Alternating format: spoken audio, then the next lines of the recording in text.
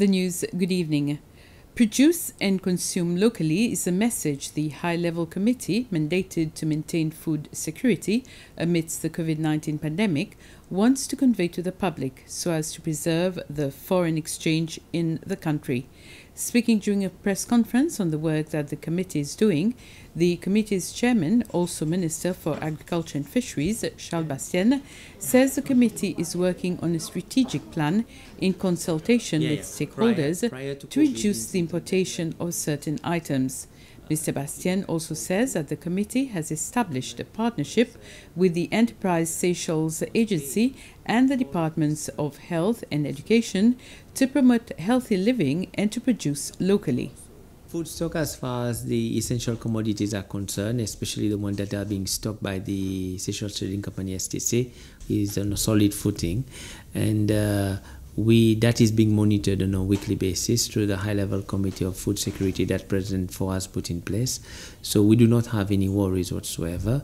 To a large extent, most of the items are up to 6 months, which is what the wish of the government.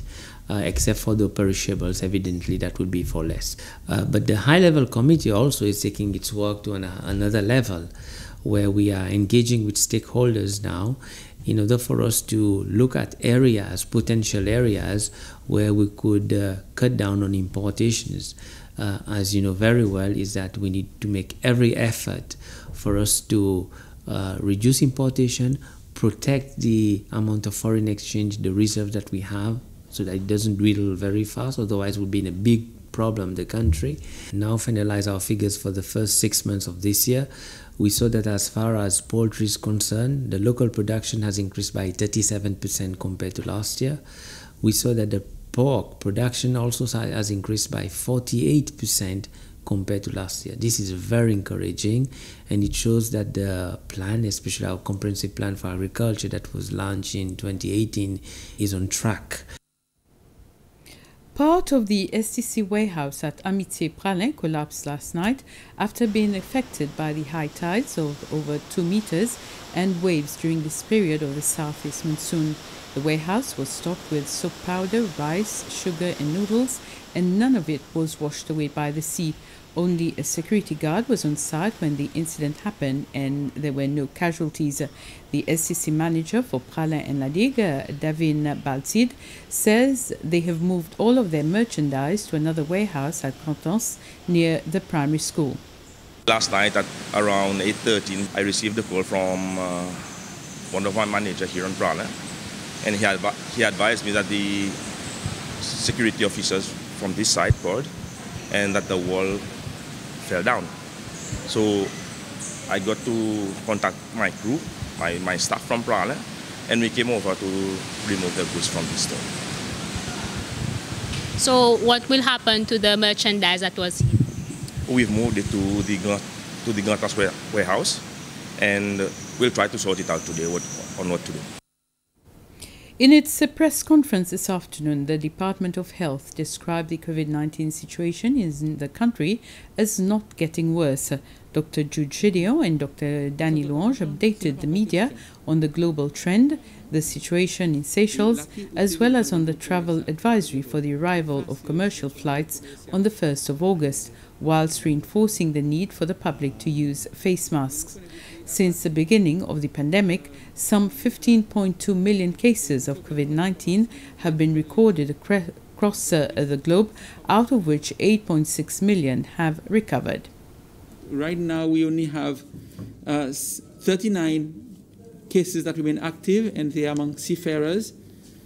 All Seychellois who were in isolation after having tested positive have tested negative twice now in a row. They are being transferred into quarantine before final discharge later next week or the week after. We have not discovered any new cases among the contacts. We are happy to announce that. But our surveillance continues. A lot of work this week has been focusing on preparing the condition of travel for visitors who will be entering Seychelles, and as well as Seychellois, the do's and don'ts and other conditions that they'll have to meet before entering Seychelles, and what will happen after they enter Seychelles. We also have been working very closely with the Department of Tourism towards preparing facilities or establishments that work with tourism for the reopening of the scheduled passenger flights. 5 suspects in a money laundering case appeared in court this morning. 2 of the suspects are already in remand for other crimes they are implicated in. The other 3 include a lawyer, a real estate agent, and a taxi pirate driver. The case was brought to court by the Attorney General's office following an investigation by the Financial Crime Investigation Unit in the police department. The court has imposed certain conditions on the 3, and this includes paying a bail of 10,000 rupees, hand over their passports to the court, and are not allowed to leave the country. They are also not allowed to interfere with witnesses and commit other offences. They will appear in court again on the 3rd of August. The Electoral Commission has moved to a new building whereby all the steps regarding the election, including the announcement of the results, will be done there. This is at the SACOS building near the bus terminal, where the Commission is occupying the ground, 1st and 2nd floors. The Chief Electoral Officer, Manuela Amsbury, says that they are working with the police department to ensure security during the different phases before and after the election. Meanwhile, the RT Chambers office at Montfleury is still open as a registration office, and the special registration campaign is still ongoing in the districts per region and in post-secondary institutions. We feel that we are located in a location which will allow for the maximum of people to come. We're located close to the bus station. There's a lot of traffic, and so I think this will assist us in ensuring that people get the chance to register. We're working closely with the police, and the police has created an election secretariat. We have met, and there will be future meetings. We are being assisted by the police now, but as we move closer towards election, then we are still in discussion of how to increase security around the tower. Seychelles has received another batch of medical supplies from Professor Peng Liyuan, the wife of the Chinese president. This includes masks and infrared thermometers. They were handed over by the Chinese ambassador to Seychelles, Guo Wei, to the Minister for Family Affairs, Mitzi Larue.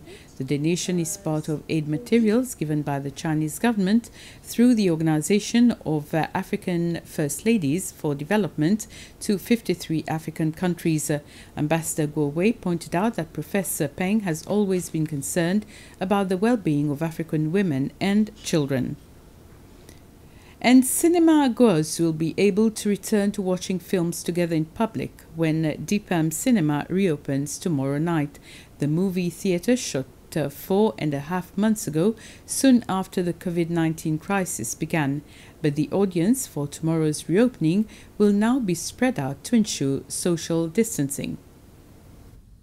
It's been a long slog for Marissa Boudin. Until Deepam shut in March, she'd hardly missed a showing here in nearly 25 years. Usually accompanied by her son, also a die-hard action flick fanatic, she's longed to be back in her regular seat C8.